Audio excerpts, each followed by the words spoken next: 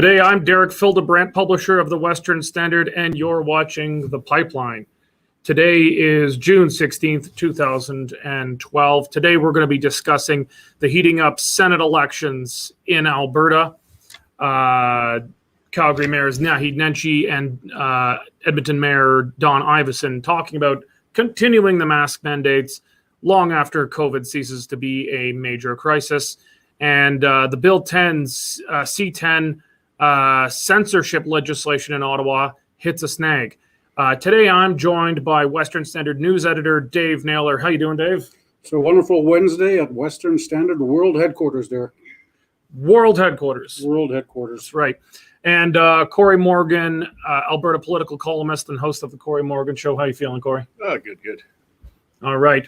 Well, before we dive into it, we want to thank all of our Western Standard members for their support. If you're not yet a member of the Western Standard, please go to westernstandardonline.com/membership. You can try it free for 15 days. The Western Standard does not accept government money. We are bailout free, an independent news and commentary source for Westerners. Please check it out. Try it free for 15 days. See if you like it. And today's show is sponsored by the Canadian Coalition for Firearms Rights. No one fights as hard as the Canadian Coalition for Firearms Rights for your ability to own and use firearms. Check out what the CCFR is doing by going to firearmsrights.ca and clicking Why Join Us. As well, today's show is also sponsored by Resistance Coffee. Resistance Coffee is an incredible cup of joe. If you haven't tried it yet, you've all been seeing Lululemon. They take a portion of their proceeds and donate it to whatever cause is also trying to take your money through the government. By contrast, Resistance Coffee uses 10% of the proceeds from your purchase to fund causes supporting your constitutional rights. So to support them and to support the Western Standard, go to resistancecoffee.com and use promo code Western Standard, one word, Western Standard promo code to get 10% off your first order. And Dave, you don't have to shrink down. I know Resistance Coffee is literally on your head right now. It is. I apologize for that. Okay, well, we'll get into the issues. The Alberta Senate election. We haven't had one of these since 2012. It was held in conjunction with the provincial election that year. Remember when Alison Redford was elected to a majority government. At the same time we held a Senate election. We're now going to be having another Senate election in conjunction with our municipal elections on and the equalization referendum on October 18th of this year. Dave, why don't you give us a primer? It's going to be a very long ballot for people to fill in when they go to the polling station on October 18th. As you mentioned, Derek, you've got your civic election to vote for. You've got the provincial government's equalization referendum to vote for. And now you're going to be voting for two Alberta Senate candidates. The government will put forward the top two winners to the Prime Minister, Justin Trudeau, to fill two seats that are vacant in Alberta. Some are saying the exercise is a waste of time because there'll be little or no chance of Justin Trudeau ever appointing an elected senator. It's also interesting that the provincial parties cannot be represented. You have to be a federal party representative if you want the name on the ballot. The Conservative Party announced this week that they will put forward the names of three people to run under the federal Conservative banner. Aaron O'Toole will announce those winners at a later date. The nomination process is now open. If you wanted to click on the Conservative website and fill in the forms, and all the details are there. You mean I could run as a Conservative You could senator? run. You could run. Oh, jeez. That would be interesting. To get you in the red chamber, the sober second thought area. It's a little red for me. It's a little red for you. There are a couple of independent people that have already announced. Former UCP party president. Well, she's not running as an independent. No. So she's not in. No. Well, there's two names out there. Erica Barutz, former head of the United Conservative Party. United Conservative Party. She'll be running under the Conservative Party of Canada banner, yeah. If she gets a nomination, I guess. And also a gentleman called Duncan Kinney, who's running to abolish the Senate. So that'll be interesting him. But it's another political intrigue angle going on in Alberta at the moment. What strikes me as interesting here is that provincial parties are prohibited from being on the ballot. And call me a conspiracy theorist, which might be fair, but I'd say there's something up to that. So provincially, you've got the United Conservative Party would obviously run candidates. They believe in an elected Senate. I'm not sure they really talk much about seat redistribution. Right now, Alberta's got half as many seats pretty much as just New Brunswick, which is, I think, 1/4 our population or something like that. But they believe in an elected Senate, so the United Conservative Party will run a candidate. That's expected. The NDP has never run in a Senate election that I'm aware of in Alberta. They oppose the existence of the Senate, and that's fine. I oppose the existence of the House of Commons, but I still vote for someone to go there.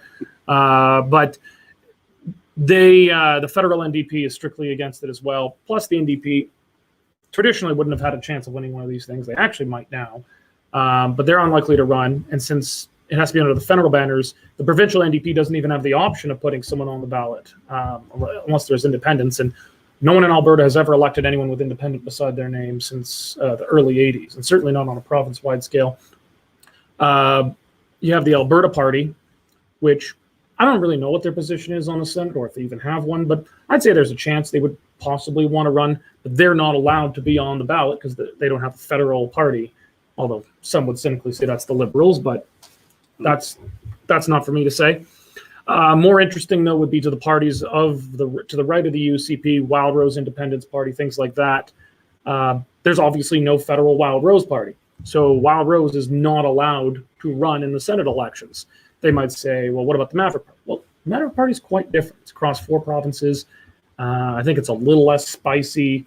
And it's, I think importantly from the Tories' perspective, it's about 1/10 in the polls from where Wild Rose is. Wild Rose is at 20%. Maverick is sitting around soaking wet, 4%, maybe up to 6%, depending on the poll. But they're significantly below where Wild Rose is. So I think the Tories would much rather face any opposition on the right. They'd much rather face Maverick than Wild Rose, if the polls are any indication. Corey, do you think am I just being overly cynical, or do you think this is the reason they're kind of playing with it, saying only federal parties can run?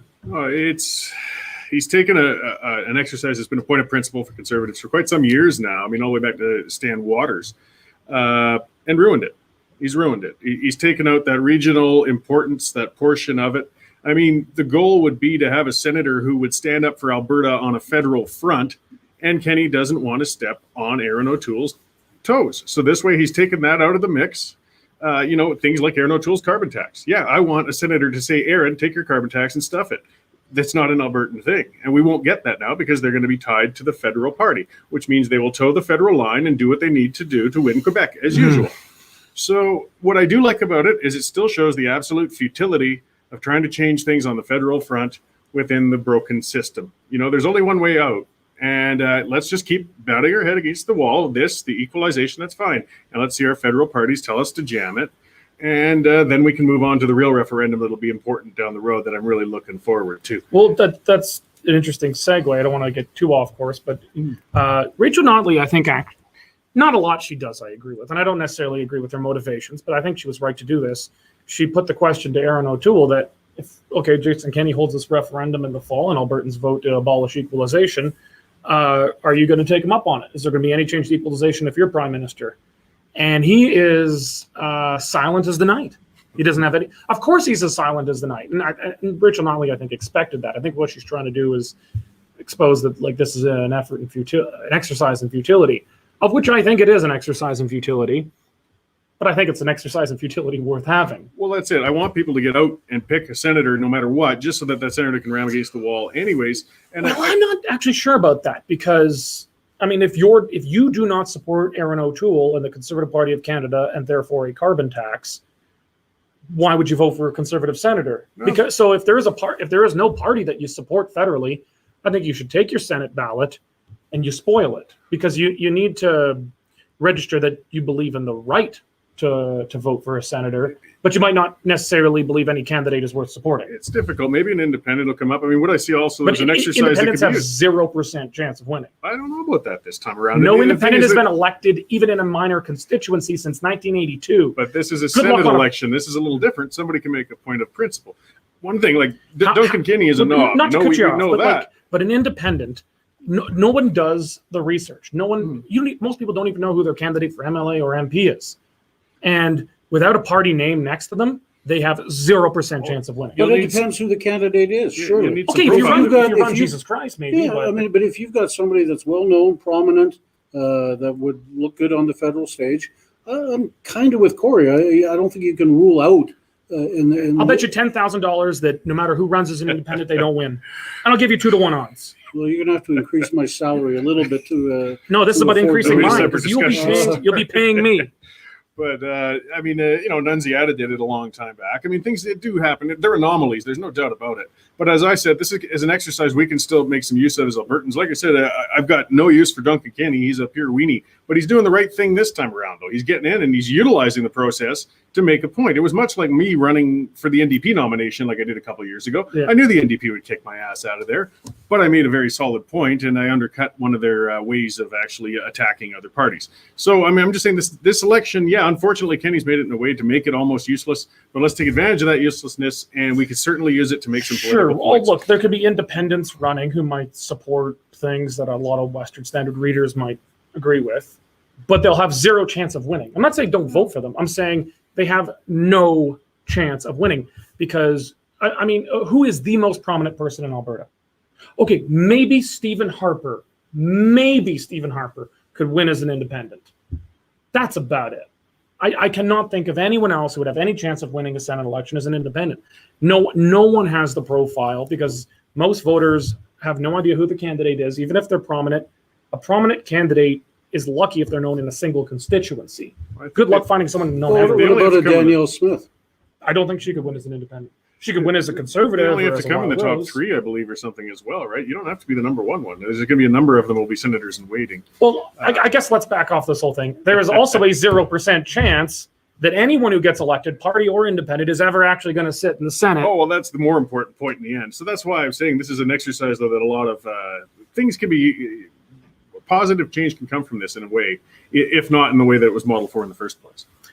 You know, Justin Trudeau was so stridently opposed to electing senators that I think that even if he had someone in mind to appoint them, but if they happened to get elected, he wouldn't appoint them on principle that they've been elected. That would be fun as well. So let's get the Liberals to So, run. so, What's so, Con so let's doing say these days? you're a big liberal and you're being vetted right now to go to the Senate, and Justin Trudeau said, "Yeah, you're my man," and then you said, "Great," and you went out and said, "I want a popular mandate to be in the Senate," and you won first place.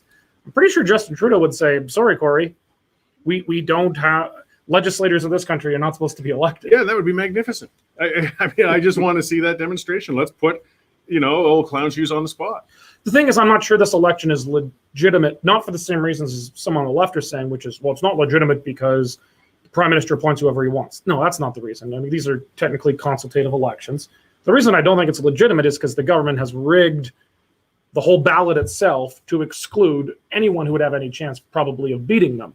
I mean, the provincial NDP would have a chance of beating the UCP on the ballot, but the provincial NDP is not allowed to run. Only the federal NDP, and the federal NDP has never had a senator. They've never even run for a Senate seat. They're not going to. And then similarly, you've got Wild Rose. They would, I think, have a chance of winning at least a couple of these spots. But there's obviously no Wild Rose Party of Canada. That doesn't make sense. So they've rigged it. So I actually think it's probably an illegitimate election to begin with, even though we should be having a Senate elections. They have done it in such a way that I think it lacks a lot of legitimacy. Oh, it's unfortunate. It really is. It should be a provincial exercise. There's no doubt about it. It's supposed to pick provincial representatives. I mean, to take it and stick it right into the federal realm has just ruined it off the bat. So I'm just saying, let's try to salvage this. Well, the way we had the election, exercise. the last time we had one was in 2012, and I think that made sense. They had provincial parties running, and then if you got elected under your party's banner, or however you got elected, independent or with a provincial party, you could then decide to sit with a federal party in the Senate. So Doug Black, Scott Tanis, they got elected as progressive conservatives, and then they got to Ottawa and said, well, I'm going to sit with the Conservative Party of Canada. No one found that controversial. But I would imagine you'd also have, well, there is no federal NDP caucus in the Senate, so they'd have their own.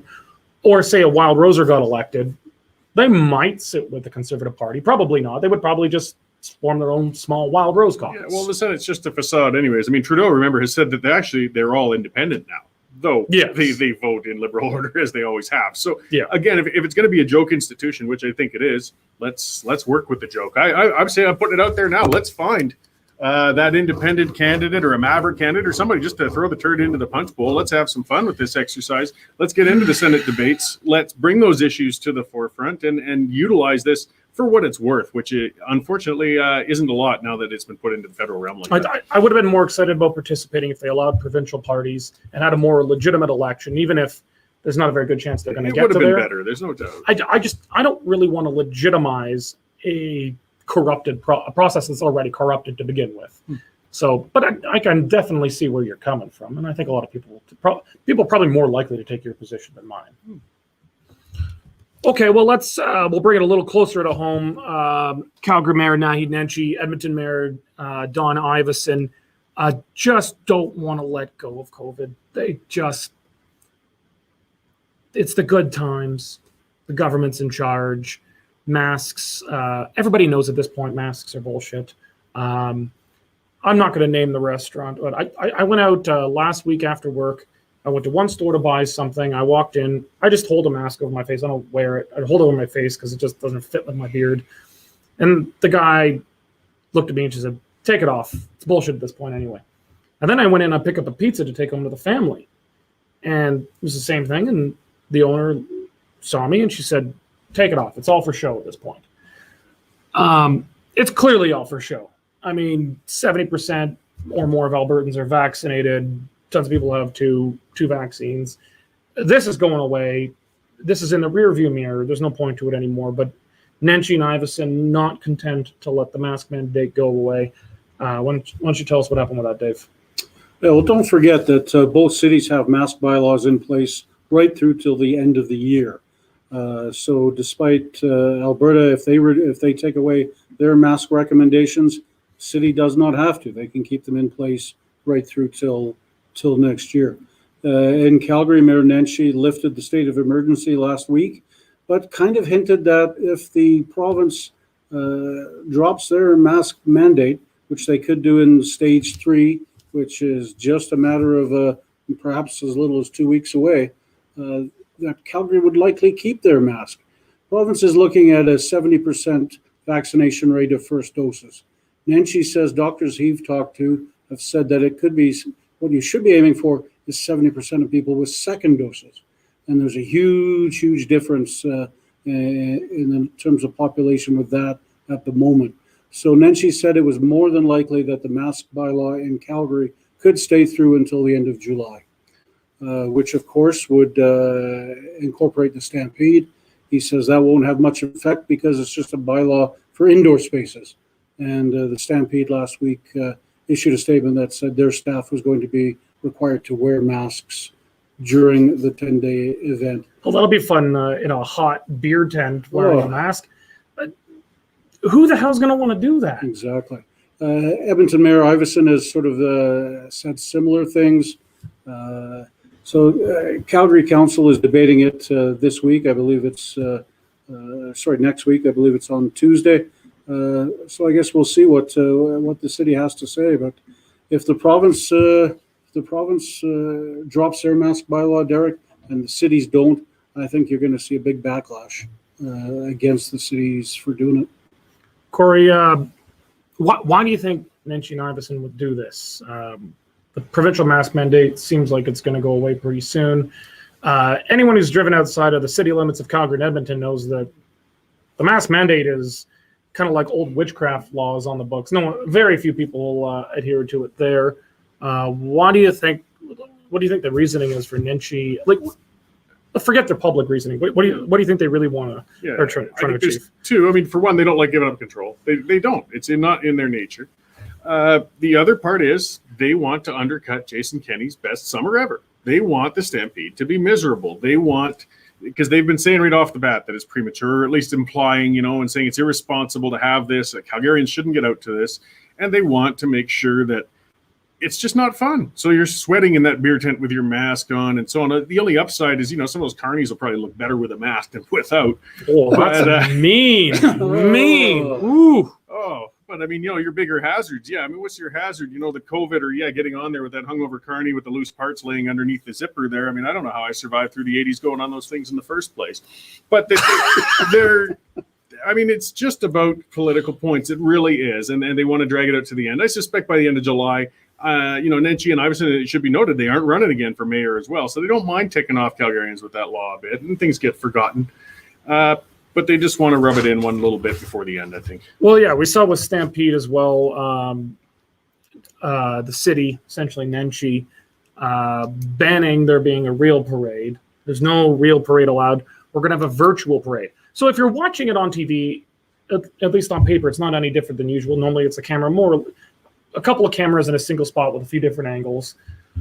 But when you think about it from the participant, for the point of view of a participant in the parade, why would you go through all the effort of creating a float or bringing your horses into town and saddling up and your get up and all that? Because you've got about 10 seconds soaking wet in front of a camera. So you may as well ride 100 meters and then just get off your horse and get off your float. It's the point of the parade is if you're in it, they're waving at people or they're throwing candy or doing whatever you do in a parade, and it goes throughout the downtown and it's several kilometers long, lots of people, and so it's actually enjoyable to participate in a parade from beginning to end. With this, who in their right mind is gonna? I mean, the only ones who'll do it will be a couple of companies trying to flash their logos around. So maybe we'll do it, but I Western Standard float. Yeah, I just don't see the point of it. When the good TV of the parade is people waving. Who are these people going to be waving to in a closed Stampede ground? They have to fake wave, pretend there's, like we pretend there's a city of Calgary behind us. They have to pretend there's a crowd in front of them. Hey, no, that's the window from our great real estate. Yeah, it's going to be. It's always the same weather. Yeah, it's going to be the weirdest Stampede ever. Yeah, I think there is something to this that they don't want to. From there, I would say it's probably fair to say most Western Standard readers and those of us here in the studio think that Kenney's been wickedly too hard and draconian cracking down. But Nenshi and Iveson fall into the camp there to the left of Kenney. They think he's been this laissez-faire libertarian, terms I would not use to describe the premier, or not many people would use. They kind of want to demonstrate that they're tougher on COVID. It's kind of it seems to me a virtue signaling thing to effectively make this crappy virtual parade and then try to make everyone miserable by wearing masks on the grounds. They want him to fail. I mean, like I said, I think Casey Maddu crossed the line too far. I don't think Iveson and Notley and the others are so inhuman that they actually want to see the infections blossom or anything like that. They don't want anyone to die. They don't want to see that. They just want it to be considered a flop. They want low turnouts. They want people to say this was a half-ass endeavor. It wasn't very good. And the irony is, and I believe it is, that the opposition thing, if Kenney hadn't opened things up, they would all be decrying on how his rigidness while the infections are dropping is allowing an institution like the Stampede to fade into the night due to these restrictions. He can't win. Yeah. I think that's what it comes down to with the masks, is they just want to make it as miserable as possible.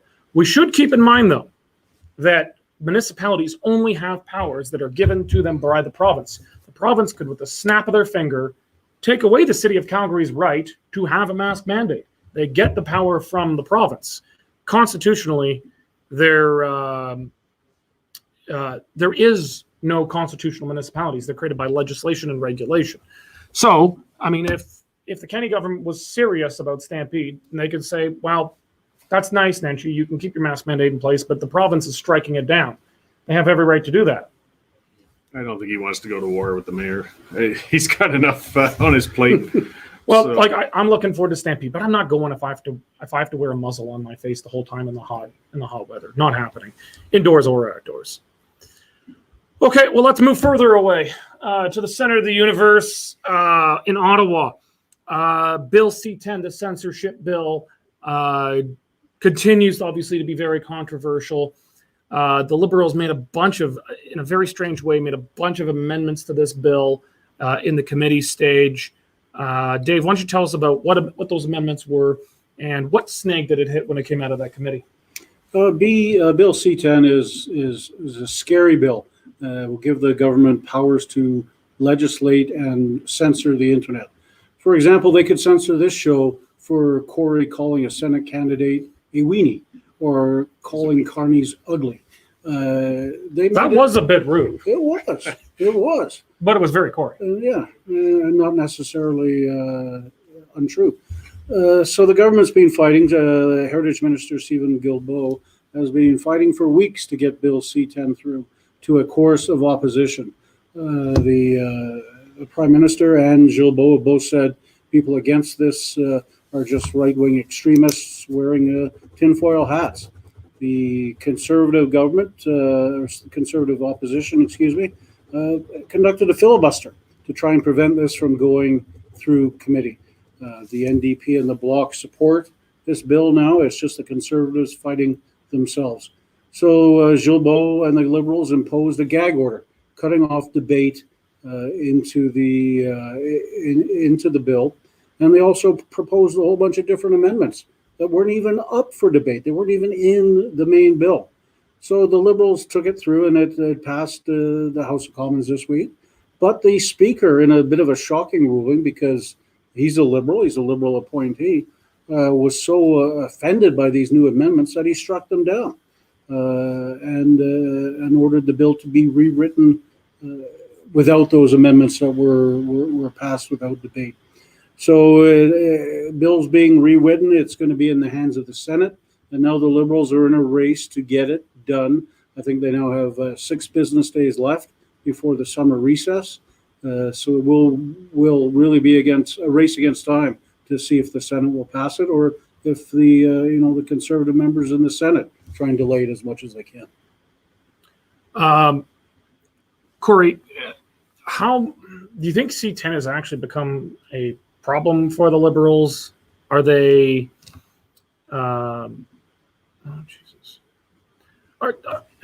Is this become obviously around here people hate it. It's pretty universal, but the Liberals aren't really caring that much about Southern Alberta or really anywhere in Alberta for where they're going to win any seats. Is C-10 actually a political liability for them at this point, or is this something really just relegated to the right that's not voting for them anyway? I think this has turned into a mess for them all around. Actually, some people are quite concerned about internet censorship. I mean, even the NDP, to a degree, were speaking against this. At least they were, reticent about supporting it. I mean, it always comes down to that pushing match where eventually they're going to threaten some sort of a confidence vote or something to scare the other parties away from opposing this bill. But I mean, I hats off, and I should have remembered his name, the name of the Liberal speaker right now. I mean, it's one of those rare times, though, when the parliamentary system, one of the checks and balances worked, and he stood up on principle because he is supposed to be a nonpartisan role. He said the procedure and the process was abused. It was wrong. We can't have these put through like this, and I just won't let you have it. But when they've got their own speaker doing that, hopefully some of the people in senior levels of the Liberal Party realize this is just not working out. This is not a hill to die on. They've got the opportunity to let this die in the Senate in the next 6 days, and I hope they do. They do seem to think this is a hill to die on, though. They have received a ton of bad press, not just from, say, our corner, but pretty broadly. This bill has been opposed. It gets them a lot of bad press. I mean, technically, censorship's not supposed to be a left-right issue. It very often is, but it's not supposed to be. They are pushing so hard on this and continuing on with it despite everything.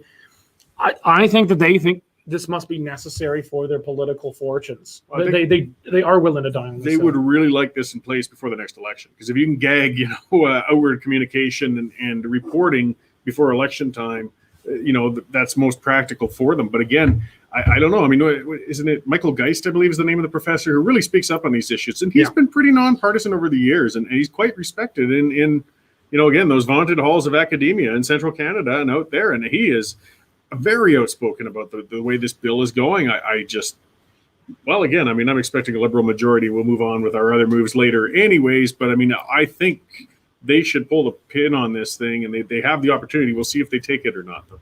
The only good thing about this, gentlemen, is that it's going to be tied up in courts for years. Oh, yeah. And, it may not even get enforced in our lifetime, the way the court system moved. Well, but really, we've got, former heads of the CRTC are openly campaigning against this. Yeah, Menzies. And the CRTC is not a good organization. It's a statist organization to begin with, but even they seem to recognize this is a few bridges too far. Well, and as Dave's saying, I mean, this will go to the courts. They can put in their threats before the election. They're eager for it. But do you think for a second we would calm down or refuse to say anything in light of that bill? I mean, come on. We'll be speaking out during the election and we'll say, bring it on. Indeed. Okay, well, we're going to wrap it up there today. We want to again thank all of our Western Standard members for your continued support. If you are not yet a member of the Western Standard, you should be. Check it out. You can try it free for 15 days before you have to pay anything. You can cancel at any time if you don't like it. Go to westernstandardonline.com/membership to see if a Western Standard membership is for you. Today's show has been sponsored by Resistance Coffee. Go to resistancecoffee.com and use promo code Western Standard, one word, Western Standard promo code, to get 10% off your first order. Today's show was also sponsored by the Canadian Coalition for Firearms Rights. The Canadian Coalition for Firearms Rights fights hard for your right to own and use firearms. Learn more about what they are doing to support your right to bear arms by going to firearmsrights.ca and clicking why join us. Thank you very much all for your attention today. We appreciate it. Have a good one. God bless.